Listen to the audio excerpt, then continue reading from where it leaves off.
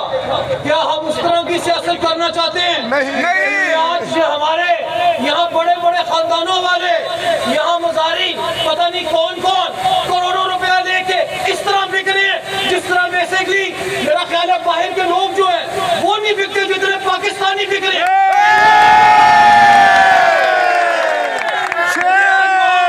शर्म आ रही थी मुझे, आज शर्म आ रही थी एक सियासतदान होने के तहत।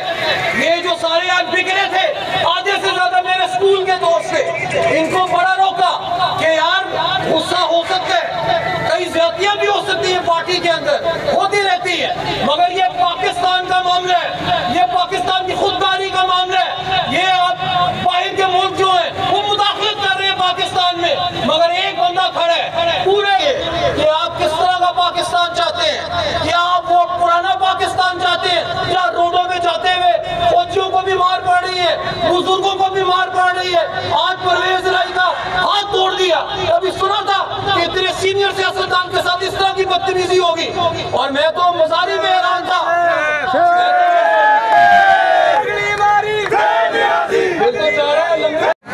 माओ की दुआ, बहनों की दुआ,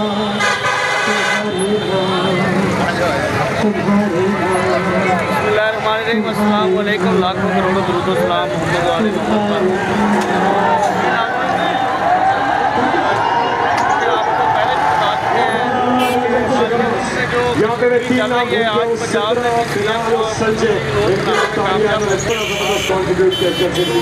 आज पंजाब मानावाला के खलील अहमद सजाद साहब को बुलाया जा रहा हूँ कराची।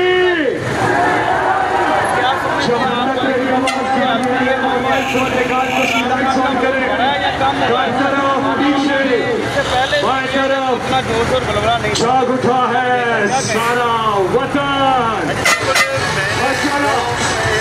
आज से शनिवार वाले दिन जो एहतजाज हुआ था, आज मैंने देखा है कि कायदीन पाकिस्तान तहरीक इंसाफ के नायब मान साहब भी मौजूद हैं, साबिक वजीर खारजा जोश और वलवला कप्तान के सफाई।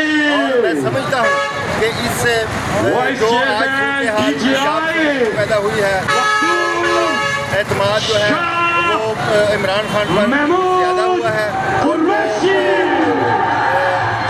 गवर्नमेंट है जो बनी है, सारी जो इतनी पार्टी इकट्ठी हो गई हैं, आप समझते हैं कि ये जो है पूरा जो है टर्नओवर पूरा करेगा, ये पैर बीच ही टूट जाएंगे?